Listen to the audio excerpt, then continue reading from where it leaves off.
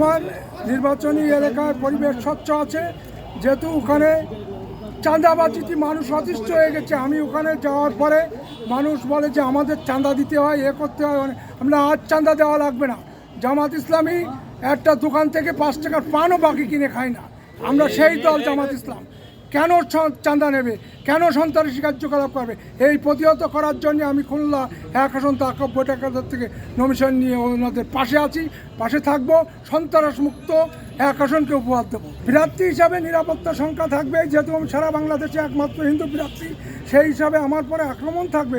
তারপরেও প্রশাসনের লোক আমাকে পূর্ণ সহযোগিতা করছে।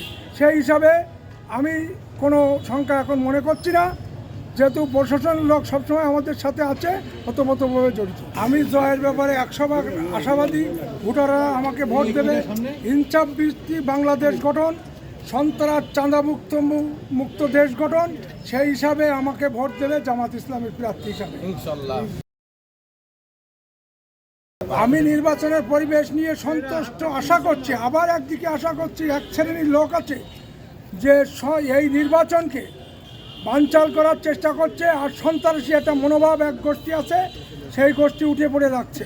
একে আমরা প্রতিহত করব। আমরা জামাত ইসলামের লোক সুশৃঙ্খল দল, আমরা বিশৃঙ্খল দল না। তার প্রমাণ আজ জেলা প্রশাসক অফিসে আসছে, আমরা 5 জনই এই নমিনেশন পেপার জমা দিলাম। আমাদের এখানে লোক ছিল, তা আমরা 5 জনই গেছি। আমরা সুশৃঙ্খলভাবে চলি।